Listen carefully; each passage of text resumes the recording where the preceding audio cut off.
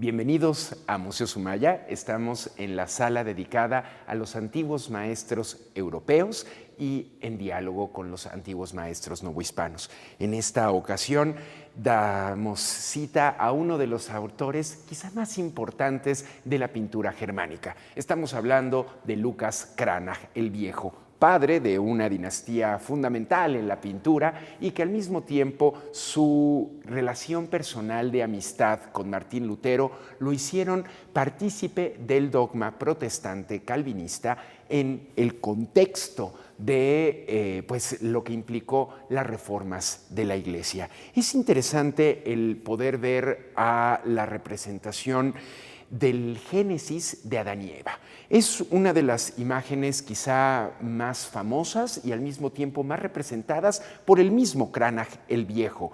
Es Adán y Eva en una forma simétrica. Hay múltiples versiones de ella, les comentaba, pero lo que llama la atención de esta es que el jardín del Edén se ha suprimido. Nos quedamos en un fondo completamente oscuro, prácticamente negro, es un café negruzco muy denso para enfatizar a los personajes y estas formas del renacimiento germano. Es interesante también el hecho de cómo el árbol de la ciencia del bien y el mal divide la escena en dos y aparece en la parte superior una serpiente. Si nosotros la observamos, en realidad esta serpiente tiene una oreja y los reptiles no son propios de contenerla. Es que no es un reptil, es el representante del mal, es quien tienta, y en esta representación protestante aparece con la tentación hacia la primera mujer, hacia Eva. Las formas sinuosas del propio cabello contrastan con la esbeltez de la figura y al mismo tiempo con estas carnaciones también propias de ese renacimiento. Es curioso cómo la buena representación de las formas, incluso pues de las manos, de las piernas, de las rodillas, incluso también de este pie, hay un contraste con el pie del siniestro, de la izquierda. Aquí vemos una abertura realmente curiosa, compleja, poco natural. Y es que la hipótesis que tenía el maestro Ernesto de la Peña y algunos otros estudiosos, tanto de la Biblia como de los protestantismos, es que por las partes más sensibles del cuerpo entra el mal. Así es que por estas comisuras, por incluso el cuello, ahí cuando de pronto se siente ese cosquilleo, esa descarga eléctrica, es una advertencia que le permitiría detectarla al fiel y en realidad tener una acción contraria para no cometer un pecado. Llama también la atención que históricamente, desde quizá tiempos griegos, pero también resignificados por Roma, este es el gesto de dar y el gesto de recibir. Y precisamente aparece Eva otorgando el fruto prohibido a Adán. Propiamente pareciese una manzana. No obstante, en las Sagradas Escrituras no se describe que el árbol del bien y mal sea un manzano, ni que esa fruta sea una manzana.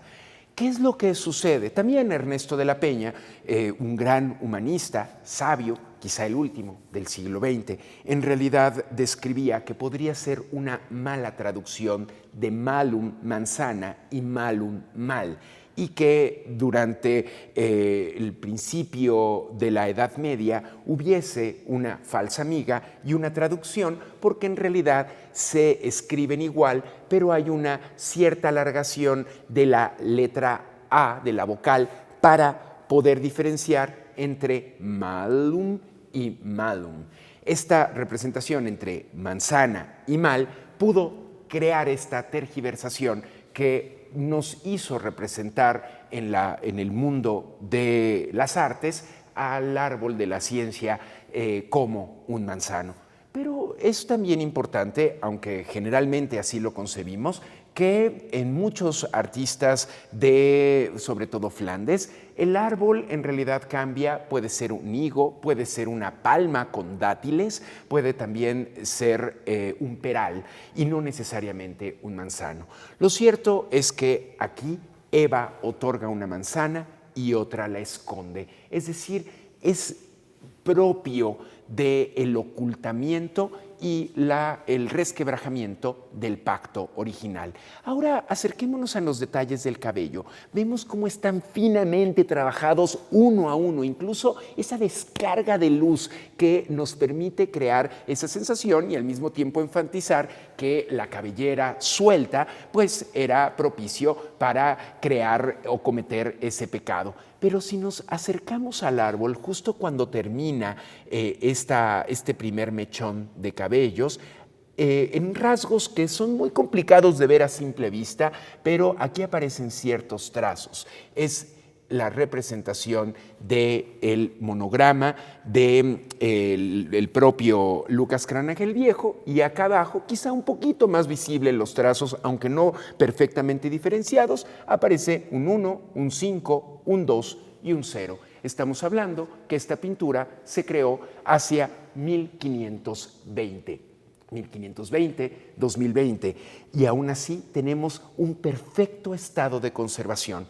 Generalmente Lucas Cranach el Viejo atestiguaba, así como lo hizo el propio Leonardo da Vinci, cómo se cortaba la madera de álamo para poder a partir de ahí disponer los pigmentos.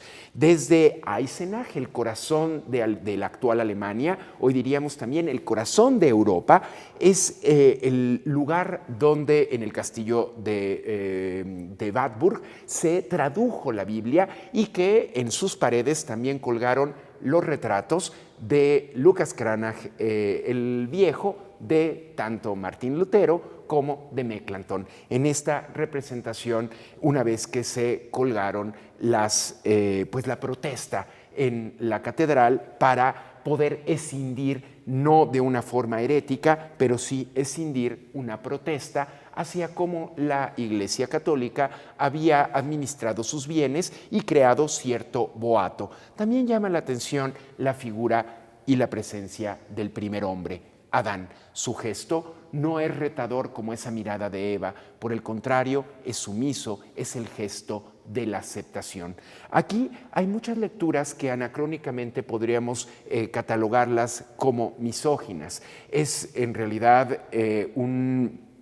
como un error el hecho de ver las miradas del pasado con ciertos tamices que incluso hoy, por supuesto, nos pueden irritar porque jamás tendríamos por qué repetir esos cánones. Pero Lucas Cranach el Viejo ni tampoco Lutero fueron partícipes de una misoginia entendida como en un agente actual, moderno o del siglo XX-XXI. En realidad, esta relación como Eva, tentadora, arriesgada, era una figura normal en esa época, aunque de nuevo, visto ante los ojos de la historia, podremos no estar de acuerdo. No obstante, nuestro juicio estético y nuestro juicio histórico no debe ser la clave interpretativa de estas obras, sino entender en su contexto, dimensionarlas, explicarlas, acercarnos a ellas y, por supuesto, si no estamos de acuerdo con estas premisas,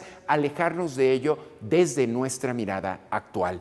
Es también atractivo ese naturalismo con el cual Lucas Cranach representó la naturaleza, ese verismo de cada una de las hierbas de ese paraíso eterno. Vemos precisamente todas las hierbas que son en realidad muchas de ellas de la selva negra y que al mismo tiempo desde Baviera eran ciertamente pues utilizadas por la alquimia para crear incluso brebajes o potajes de salud, la potencia de la salvación. Así es que el pacto entre el Padre Eterno y los primeros hombres, que fue quebrado porque se tentó a Eva, y a partir de ahí hay un simbolismo de un fruto prohibido, comido, para tener toda la sabiduría del planeta, aun cuando haya sido prohibido